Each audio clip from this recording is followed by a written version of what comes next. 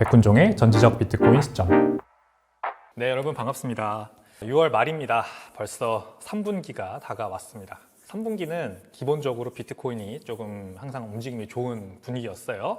그래서 지금까지는 그렇게 크게 비트코인이 상승하지 못하고 11만 불이라고 하는 그 심리적 저항선을 뚫지 못하고 횡보하고 있지만 괜찮은 흐름이 앞으로 벌어지지 않을까 그런 기대를 해보면서 7월 달을 한번 맞이해보는 것도 좋을 것 같습니다. 오늘 주제는 트럼프가 비트코인에 좋은 얘기를 한번 해주셨습니다. 비트코인은 달러 압력 완화에 도움이 된다. 이런 얘기를 갑자기 툭 던졌는데 이거에 대해서 제 한번 인사이트를 전달드려 보겠습니다. 자, 이렇게 CNBC 라이브 화면을 비트코인 매거진이 따와서 영상을 이렇게 탁 1분짜리 영상을 올려줬는데 이 백악관 기자회견인 것 같죠? 여기에서 트럼프 대통령이 President Donald Trump said Bitcoin takes a lot of pressure off the dollar. 달러화로부터 굉장히 많은 이 압력을 흡수해준다. 그리고 It's a great thing for our country. 우리나라를 위해서 아주 위대한 일이다. 이런 얘기를 해줬습니다. 자, 무슨 말이냐? 일단 제가 좋아하는 또 인플루언서인 마크 모스가 이거에 대해서 이제 한마디를 해주셨기 때문에 이걸 읽어드릴게요. 제가 한국말로 이렇게 번역을 해놨습니다. 비트코인이 달러의 압력을 덜어준다. 이 말은 무슨 말이냐? 비트코인이 기존의 부동산이나 주식 등 실물 자산이 흡수하던 통화 프리미엄을 대신 흡수하는 유동성 스펀지로 기능한다는 의미다. 그 결과 달러는 인플레이션을 유발하면서도 자산 가격이 과거처럼 폭등하지 않으며 이는 젊은 세대가 주택이나 주식시장에서 완전히 소외되지 않도록 도와주는 완충장치 역할을 할 수 있다는 의미래요. 여러분 재밌지 않으세요? 트럼프 대통령이 요 한마디 한 걸 가지고 이런 인사이트가 나온다는 게 이제 이거에 대해서 설명을 드려보겠습니다. 이게 이 미국의 M2 광의통화 달러의 유동성이 풀리면 풀릴수록 S&P 500 지수가 같이 따라 올라가는 걸 보여주는 아주 직접적으로 보여주는 그런 차트입니다. 1970년대부터 2025년까지 M2 중가량이 이렇게 파란 선이 올라올 때마다 S&P 500 지수도 같이 이렇게 올라오는 걸 볼 수가 있죠. 물론 이제 올라갔다 내려갔다 올라 내려갔다 하지만 주가 지수니까 당연히 그럴 수 있죠. 떨어질 수 있죠. 근데 기본적으로 궤도를 같이 합니다. 그리고 우리 다 알다시피 언제부터 미국의 통화량이 급격하게 늘기 시작했어요? 2000년 닷컴 버블을 시작으로 해서 그 다음 2008 금융위기 때 본격적으로 늘기 시작했죠. 그래서 사실 그 전에는 완만하게 이렇게 느는데 그 다음부터 엄청나게 빠르게 늘지 않습니까? 그리고 코비드 때 또 엄청나게 늘었죠. 그리고 뭐 지금 약간 양적 축소를 하고 있긴 하지만 아마 다시 늘어날 거로 보이죠. 그러면서 S&P 500 지수도 이때부터 2008년 금융위기 이후로 급격하게 이제 지수가 올라가기 시작을 한 겁니다. 그 다음에 부동산도 한번 볼까요? 뉴욕 부동산, 보스턴 부동산, 미국의 뭐 우리나라로 치면 서울 집값에 버금가는 양대축 뉴욕과 보스턴 집값을 보면 1970년대 이후로 이 두 도시의 집값이 크게 올라가는 걸 볼 수가 있어요. 네, 그러면서 이 소득은 그렇게 늘지 않는 중위, 중산층, 중위 소득을 벌어들이는 중산층의 뉴욕과 보스턴에 사는 소득은 그렇게 늘지 않는데 같은 시기에 이 미디안 하우스 프라이스, 중위 집값이죠. 중위 집값은 엄청나게 올라갑니다. 이 화살표로 가리키는 이 지점이 뭐예요? 1971년이나 2년도 이때 무슨 일이 있었나요? 우리가 다 아는 것처럼 금태환 중지 사태, 닉슨 쇼크가 있었죠. 그러니까 미국 달러화가 본격적으로 금태환을 버리고 이제 100% 신용 기반의 화폐로 탈바꿈한 그 지점부터 어떤 구조적인 변화가 생겨서 집값은 무지하게 느는데 소득은 잘 늘지 않았던 겁니다. 그래서 앞서 보여드렸던 S&P 500 지수 다락같이 올라가는 거 그것도 1970년부터 보여드렸죠, 차트. 부동산 집값도 1970년대 이후로 급격하게 늘어나는 거. 이게 양극화를 엄청나게 불러오는 겁니다. 이거는 뭐 우리나라에 사는 사람들이 지금 제대로 체감하고 있죠. 미국은 우리보다 훨씬 더 먼저 이거를 체감하고 있었지만 자, 대한민국 서울 아파트값 런던, 뉴욕 제치고 세계 4위까지 올라갔다. 근데 월 소득 수준은 이 제목만 봐도 알 수 있잖아요. 우리나라에 똑같은 문제가 있습니다. 지금 직장 다니시는 분들 연평균 뭐 연봉 3% 그냥 인플레이션 따라가는 정도만 높여주면은 다행입니다. 그죠? 그리고 진급이라고 해봐야 뭐 4년에 한 번 이렇게밖에 없습니다. 진급할 때 월급이 뛰죠. 그러므로 소득은 그렇게 빨리 늘지 않는데 서울 아파트 값은 그동안 엄청 많이 늘었잖아요. 그래서 1제곱미터당 22,875달러, 약 3,106만 원으로 전 세계 주요 도시 중 4위래요. 뉴욕, 뭐 런던, 홍콩에 이어서 아마 한국이 4위일 겁니다. 서울이. 엄청나지 않습니까? 그러니까 이제 젊은 세대, 자산이 없는 젊은 세대나 아니면 중산층 이하 이 자산이 없는 국민들은 이제 서울 집값이 너무 많이 올라가서 이제 쳐다볼 수도 없는 그런 위치가 돼버린 거예요. 이게 양극화죠. 기존에는 열심히 일해가지고 뭐 은행에서 이자 받고 저축 열심히 하면은 집 얻고 그 집값 오르면은 그거를 한 번 더 뻥튀기 해서 서울에 집을 살 수 있었어요. 근데 지금은 다 30억이잖아요. 서울 중요 위치에 있는 것들은 다 30억이에요. 뭐 좀 이제 외곽으로 나가면은 20억, 10억대로 내려오는데 이것들을 바라보기가 너무 어려워졌다. 이게 문제인 거죠. 이게 양극화입니다.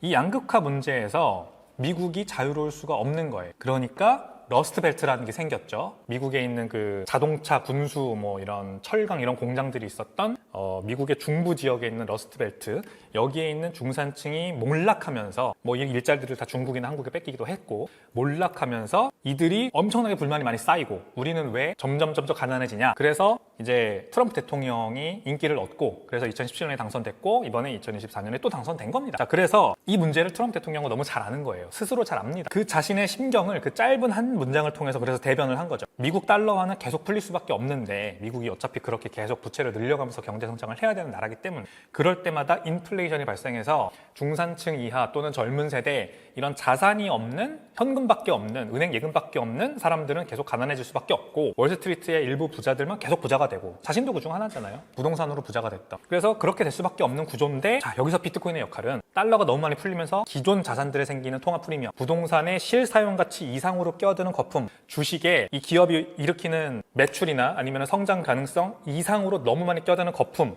이것들을 스펀지처럼 쫙 흡수해가지고 비트코인으로 흘러들어가게 하면 미국의 입장에서는 아주 좋은 일이다 라는 얘기를 한다는 거죠. 이제 정리가 되셨죠? 자, 그래서 이 그림을 한번 봐야 됩니다. 지금 현재 상황입니다. 전 세계에 있는 1000조 달러 정도 되는 전 세계 글로벌 에셋 밸류, 자산 가치, 이게 지금 이렇게 나눠져 있습니다. 이 제시 바이어란 분이 아주 훌륭하게 만들어주신 그림인데 리얼 에스테이트, 부동산에 370조 달러로 가장 많은 자금이 묶여 있습니다. 그러니까 부동산 가격이 올라가는 거예요. 우리나라 서울 집값도 다락같이 올라가는 거고 뉴욕, 런던, 홍콩, 일본 도쿄 엄청나게 부동산 가격이 올라가는 겁니다. 근데 실제로 여기에 사는 사람들이 이렇게 살려고 살기 위해서 리빙을 하기 위해서 사는 게 아니죠. 가치 저장을 위해서 자산 보존을 위해서 프리미엄이 껴드는 게 370조 달러가 있는 거예요. 뭐 이 중에 뭐 약간의 실사용 가치가 있겠고 그래서 레미안 원베일리 같은 데도 전세가는 20억인데 매매가가 57억이 나오는 겁니다. 37억이라는 프리미엄이 붙는 거죠. 자, 채권 시장 마찬가지입니다. 318조 달러. 여기에도 프리미엄이 껴들어 있겠고 에쿼티, 주식 시장 마찬가지로 135조. 전부 실사용 가치겠어요? 아닙니다. 통화 시장 마찬가지고 그다음에 아트, 카, 컬렉터블 이게 대표적이죠. 예술품, 자동차, 고가 자동차, 그다음에 귀중품, 컬렉터블 이 모으는 것들 27조 달러나 자금이 묶여 있습니다. 아주 대표적으로 프리미엄이죠, 이거는. 금에도 마찬가지로 그런 효과가 들어있는데 자, 비트코인은 2조 달러밖에 안 합니다. 규모가 현재. 점으로 찍혀 있죠. 진짜 이 나머지 시장들에 비하면 거의 점 수준입니다. 자, 근데 마이클 세일러는 앞으로 비트코인이 연평균 29% 상승할 거라고 봤어요. 향후 20년 동안. 이제 2025년부터 50%, 47.5%, 45%, 42.5% 이렇게 연평균 수익률이 조금씩 내려가서 2037년이 되면 20% 터치하고 그 다음부터 2038년, 39년 가면서는 20%가 유지된다고 보는 거예요. 그러니까 2045년까지 향후 20년 동안 평균 29% 상승한다. 이렇게 되면 개당 비트코인 가격이 1340만 달러에 도달한다라는 계산을 이분은 한 겁니다. 이해되시죠? 자, 그러면 어떻게 되느냐? 비트코인의 그래서 연평균 수익률을 23년부터 25년까지 지난 2년 동안을 보세요. 이미 지난 2년간 전 세계 글로벌 자본은 법정화폐 기반 자산, 채권과 통화 그리고 주식에서 경화 자산, 하드머니, 하드에셋, 금과 비트코인으로 이동하고 있었어요. 그래서 수익률이 극명하게 갈리잖아요. 지난 2년간 수익률 비트코인 114%, 금이 29%, 금 굉장히 좋았죠. 뭐 아트카, 컬렉터블 모르겠고 별로 없고 에쿼티, 주식 굉장히 안 좋았죠. S&P 500 지수 마이너스, 나스닥 지수 마이너스였어요. 근데 2%로 최근에 반등했죠. 그래서 지금 촬영일 기점 6월 30일인데 촬영일 기점으로 지난주 금요일에 나스닥과 S&P 500이 드디어 다시 신고가를 경신을 했습니다. 1년 내내 횡보하다가 지금 이제 드디어 올해 들어서 특히 많이 안 좋다가 드디어 신고가 경신을 했고 지금 이거보다는 그래서 2년 수익률이 좋겠죠. 아무튼 비트코인에는 필적할 수가 없습니다.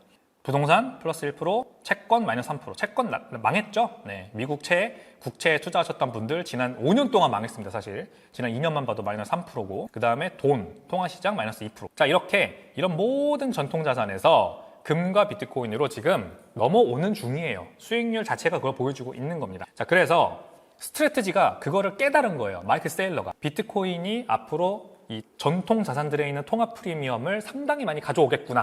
특히 어디로 봤어요, 지금? 스트래티지는 어디를 타겟으로 노렸냐? 일단 채권 시장을 타겟으로 노린 겁니다. 그래서 이 STRF라고 하는 영구 우선주, 그 다음에 컨버터블 노트라고 하는 전환사채, 회사채를 발행해서 이 채권 시장에 묶여있는 자금을 자기네가 직접 이렇게 펌프가 되어서 쭉쭉 빨아다가 비트코인으로 막 넣고 있는 거예요.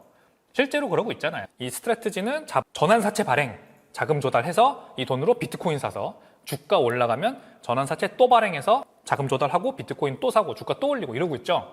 그래서 주가가 너무 많이 오르니까 이제 아예 영구 우선주, 보통주 말고, 우리 일반 투자자들이 거래하는 보통주 말고 우선주를 발행해서 이 우선주를 기관 대상으로 발행해서 우선주 기관 투자자들에게 배당을 줘요. 8에서 10% 연배당을 주고 대신에 자금 조달해서 이걸로 비트코인 또 사고, 그래서 주가 오르고 지금 이러고 있는 겁니다.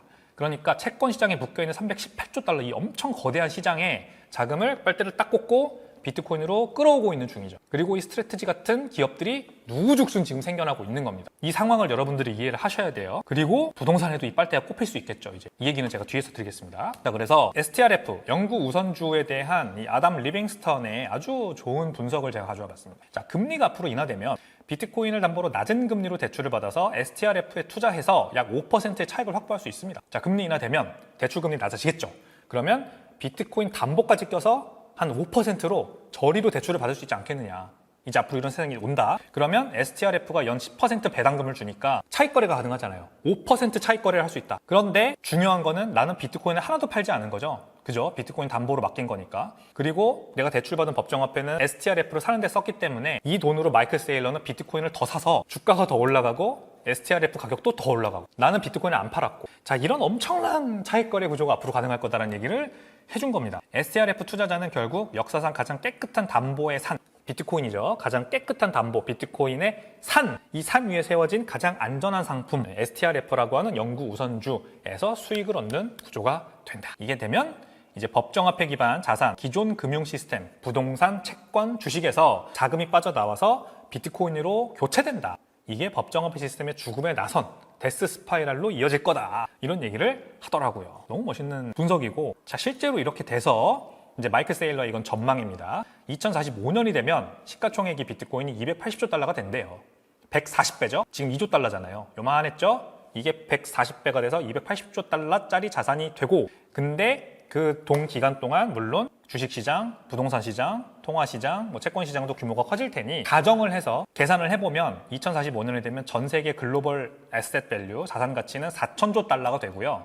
현재 2025년에는 1000조 달러였잖아요. 그러니까 4배로 자산 규모가 커질 거고, 이 안에서 비트코인이 차지하는 비중은 7%가 된다라는 얘기입니다. 전 세계 자산 가치의 7%를 차지해서 280조 달러가 된다. 그러므로 140배 올라간다. 그래서 이걸 아는 비트코인 트레저리 기업들이 우후죽순 생겨나서 비트코인을 스트래티지처럼 전통 금융시장, 채권, 부동산, 주식시장 등에서 자본을 빨대를 딱 꽂고 쭉쭉 빨아서 자기네 주가를 부양하는 데 나설 거고, 그러므로 앞으로는 달러 자본이 선호하는 선택지는 1등 비트코인 트레저리 기업들. 왜? 가장 매력적이다. 왜? 비트코인 가격을 일단 추종하고, 그 다음에 채권을 레버리지 삼아서 비트코인을 더 사서 변동성이 크니까 매력적이고, 거기에 위험도까지, 약간의 위험도가 있으니까 변동성이 큰 거죠. 이 레버리지를 꼈기 때문에. 자, 그래서 비트코인 트레저리 회사들이 가장 인기가 많을 거고, 그 다음 비트코인이다.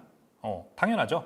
희소하다. 희소성이 있고, 그 다음에 이 희소성이 가면 갈수록 증가하고 흔들리지 않고, 그 다음에 아직 초기이기 때문에 비트코인은 2조 달러밖에 안 되는 그 작은 점이기 때문에 너무 매력적이다.